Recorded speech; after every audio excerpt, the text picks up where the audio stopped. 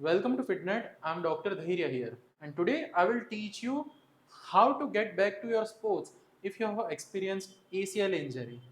So आज के video में हम नी जॉइंट कैसा होता है, ACL इंजरी कैसे होती है, और अगर आपको ग्रेड 3 टायर है या ग्रेड 1 टायर है, कैसे आपके स्पोर्ट्स में आप एक्सेल कर सकते हैं, उसके बारे में सब कुछ कवर करेंगे. Let's go. First of all, let's understand what is a knee joint. Knee joint is actually a hinge joint, like a door. It can just open and it can just close. It cannot rotate on its axis nor it can deviate on its axis. अगर मैं दरवाजा को rotational force करूंगा तो दरवाजा break हो जाएगा, या तो दरवाजे को मैं ऊपर की तरफ डायरेक्शन में धक्का मारूंगा तो भी दरवाजा ब्रेक हो सकता है. तो यही चीज़ ACL इंजरी में भी होती है. जब नी जॉइंट के ऊपर रोटेशनल फोर्स आता है या तो लेटरल डायरेक्शन में फोर्स आता है, यानी कि उसकी एक्सिस के ऊपर कोई भी और डायरेक्शन में फोर्स आ जाता है जिसके लिए वो बना नहीं है, तो ECL टेयर होता है. तो नी जॉइंट को हम फिर से अंडरस्टैंड करते हैं. This is our thigh bone जिसको हम बोलेंगे femur. This is our Shin bone जिसको हम बोलेंगे टीबिया. तो thigh bone and Shin bone ये दोनों एक दूसरे के पास में आते हैं और फॉर्म करते हैं नी जॉइंट. ये नी जॉइंट एक ही डायरेक्शन में मूव करता है जिसको बोलते हैं हिंजिंग, या तो हम इसको बोलते हैं फ्लेक्शन एंड एक्सटेंशन. ECL का काम क्या होता है, वो नी जॉइंट के बीच में प्रेजेंट होता है as an laterally attached ligament, like you can see in this picture. पीछे की तरफ है इसको हम बोलेंगे पोस्टीरियर क्रूशिएट लिगामेंट, और आगे की तरफ है उसको बोलेंगे anterior cruciate ligament. And as the name सजेस्ट they are very crucial in maintaining the health of our knee joint. So जैसा मैंने बताया, नी एक हिंज जॉइंट है, वो सिर्फ बैंड और एक्सटेंड होता है. As you can see in this picture हमारा लेग स्ट्रेट होता है या तो बैंड होता है. बट अगर आप फुटबॉल खेलते हैं, क्रिकेट खेलते हैं, जॉगिंग करते हैं, या तो रनिंग करते हैं, या तो बास्केटबॉल खेलते हैं, you must have observe that you have to change your directions in very quick manner. तो ऐसी चीज़ें करते वक्त हमारे नी जॉइंट के ऊपर काफ़ी रोटेशनल टॉर्क आता है, और यही रोटेशनल टॉर्क से बचाने का काम होता है हमारे ACL लिगामेंट का. And that's why we call it as a very crucial ligament. But कई बार क्या होता है कि ये रोटेशनल फोर्स इतना ज़्यादा होता है कि ये ACL जॉइंट उसको फाइट नहीं कर सकता है, एंड वहीं पे हमें ACL इंजरी हो जाती है. और लिगामेंट की बात करें तो लिगामेंट है ना, स्ट्रेच बिल्कुल नहीं हो सकते, वो एकदम टॉट होता है. वो इधर बैंड होता है या तो टॉट रहता है, बट वो स्ट्रेच कभी नहीं रह सकते. Like can see the strap, it can never stretch. अगर मैं उसका बहुत ज़्यादा रोटेशनल फोर्स, तो इसमें डिफॉर्मेशन होने के चांसेस होते हैं, और यही डिफॉर्मेशन के 3 स्टेजेस आता है.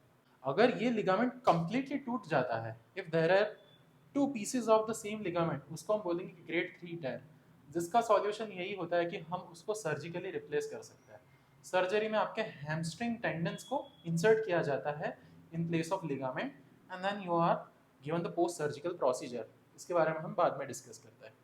अब ग्रेड 1 टायर में सिर्फ माइक्रो टायर होता है. माइक्रो टायर यानी कि there is simple minor crack on the ligament which can easily be resolved within 4 to 5 weeks on its own, because हमारे बॉडी का ऑलवेज रीजनरेशन मैकेनिज्म होता है. But grade 2 tear is something that is even more crucial than grade 3 या grade 1 tear, because grade 2 tear में आपके complete tyre होने के chances भी होते हैं इफ नॉट टेकन केयर. अगर आपको ग्रेड 1 या ग्रेड 2 टायर होता है तो आप क्या कर सकते हो, उसके बारे में सब कुछ मैं आपको बताऊंगा. So first of all you can start by moving your knee joint or strengthening your knee joint in non weight bearing positions.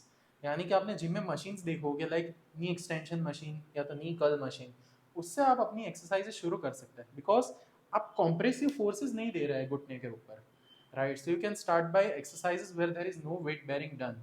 अगर आप घर पे कर रहे हैं तो आप रेजिस्टेंस बैंड को हुक कर सकते हैं around your ankle joint, and you can do knee extensions and you can do knee flexions. इसके साथ साथ आप हिप्स और एंकल जॉइंट के भी ऊपर काम कर सकते हैं. अगर हिप्स के ऊपर काम करना है तो उसमें भी नॉन वेट बेयरिंग पोजीशन में काम करिए. So rather than selecting an exercise such as deadlift and squat, आप ओपन चेन एक्सरसाइज सेलेक्ट कर सकते हैं such as hip abduction, adduction, या तो आप hip flexion and extension seated भी कर सकते हैं using a resistance band. By working on non weight bearing exercises for first 2 to 3 weeks, उसके बाद जब जब आपका कॉन्फिडेंस बढ़ता है तब आप वेट बेयरिंग एक्सरसाइजेस को शुरू कर सकते हैं. तो उसके लिए आप वॉकिंग से शुरू कर सकते हैं. वॉकिंग के बाद अगर आपको थोड़ा डिफिकल्ट बनाना है तो आप इंक्लाइन ट्रेडमिल वॉक कर सकते हैं, जिसमें थोड़ा वेट बेयरिंग बढ़ जाता है घुटने के ऊपर. अगर आपके पास ट्रेडमिल नहीं है तो आप स्टेयर क्लाइंबिंग भी कर सकते हैं, या तो आप एक स्लोप फाइंड कर सकते हैं जहाँ पे आप स्लोप के ऊपर वॉक कर सकते हैं. वॉकिंग के साथ साथ आप थोड़ा थोड़ा एडेड वेट भी यूज कर सकते हैं. You can wear a weighted backpack, और you can just hold 2 dumbbells and then go for a walk. इसको हम बोलते हैं फार्मर्स वॉकिंग। इससे और कॉम्प्रेसिव फोर्सेस के सामने अडेप्टेशन क्रिएट हो जाता है हमारे नी जॉइंट में। अब धीरे धीरे आपका वॉकिंग और स्टेयर क्लाइंबिंग और इंक्लाइन बेस्ड एक्टिविटीज डेवलप होने लगता है। उसके बाद आप काम करते हैं आपका कार्डियोवैस्कुलर एंड्योरेंस में। और कार्डियोवैस्कुलर एंड्योरेंस डेवलप करना बहुत ही इंपॉर्टेंट है because ligaments react with higher repetition work rather than higher intensity work. So basically अगर मैंने जितनी भी एक्सरसाइजेज आपको बताई है वो सारी एक्सरसाइज अगर आप हायर रेप रेंज में ट्रेन करते हैं, let's say 15 to 30 rape range, तो उसमें आपके लिगामेंट्स और आपके दूसरे सॉफ्ट टिश्यूज अच्छे से अडेप्ट कर पाएंगे rather than rep range where weight is high but rep range is less. So इसके बाद आप कार्डियो कर सकते हैं और कार्डियो में आप स्टेबल ऑप्शन से शुरू कर सकते हैं। स्टेबल ऑप्शन यानी कि इलिप्टिकल ट्रेनर या तो सीटेड साइकिलिंग जिसमें इंस्टेबिलिटी कम है।